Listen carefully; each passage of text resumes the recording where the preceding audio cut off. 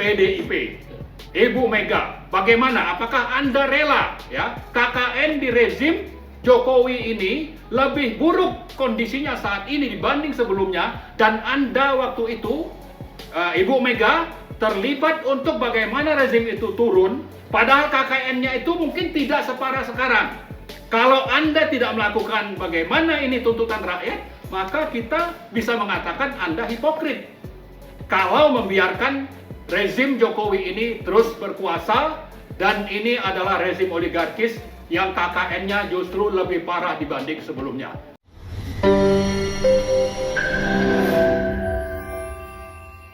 Ya, terima kasih Om Lim.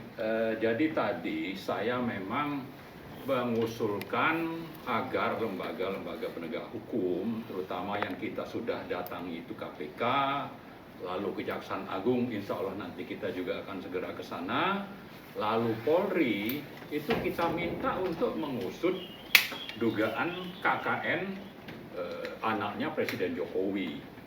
Kenapa kita melakukan itu? Kenapa kita menuntut? Karena memang kita ingin agar penyelenggara negara ini sesuai dengan aturan main yang diatur dalam konstitusi. Kemudian juga petisi 100 sudah meminta supaya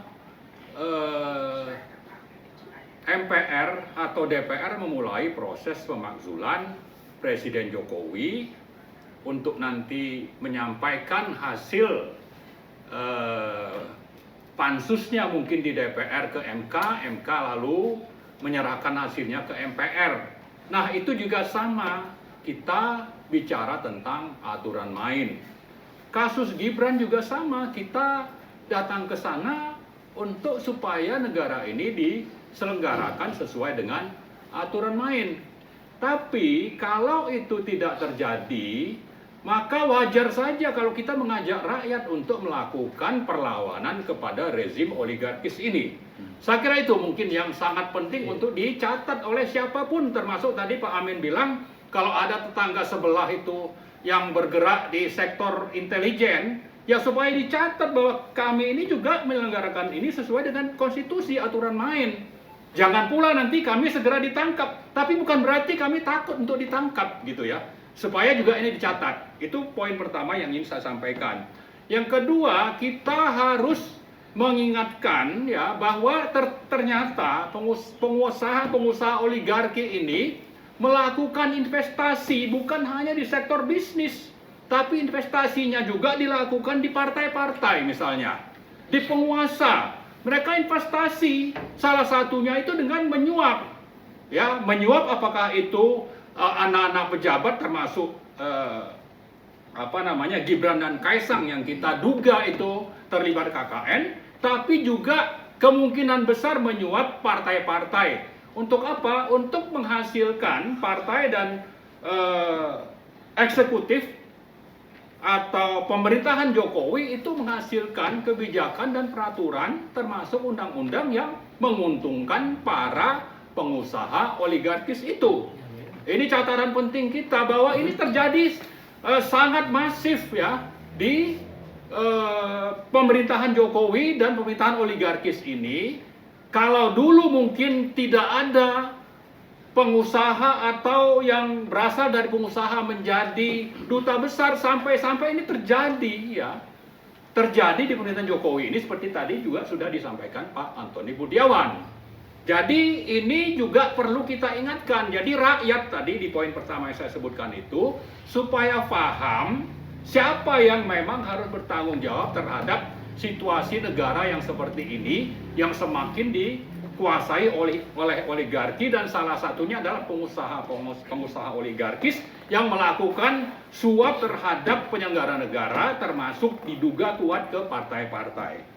Nah, poin ketiga, saya kira poin terakhir yang ingin saya sampaikan adalah bahwa semangat reformasi yang lahir di 97-98, di mana di sana juga kita mencatat banyak tokoh, salah satunya itu Pak Amin, sebetulnya juga termasuk itu Ibu Megawati yang menghasilkan partai, salah satunya partai reformis ya, kalau kita ingin katakan itu adalah PDIP.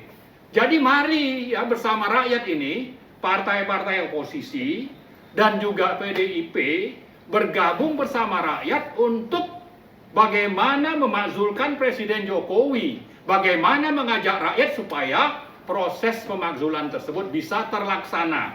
Jadi mari partai-partai reformis ya, terutama itu kalau yang lahir setelah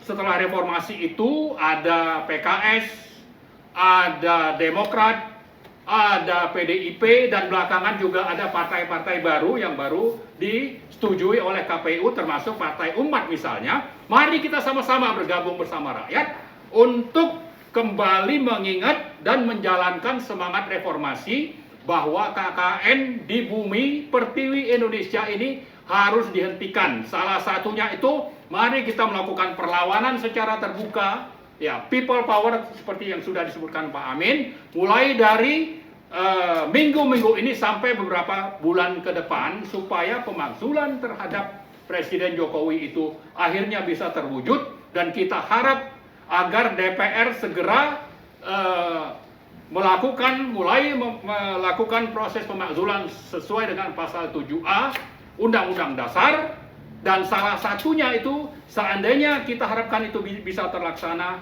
itu adalah bagaimana sikap dari partai-partai reformis, salah satunya itu adalah PDIP, Ibu Mega. Bagaimana? Apakah Anda rela ya KKN di rezim Jokowi ini lebih buruk kondisinya saat ini dibanding sebelumnya, dan Anda waktu itu Ibu Mega terlibat untuk bagaimana rezim itu turun, padahal KKN-nya itu mungkin tidak separah sekarang.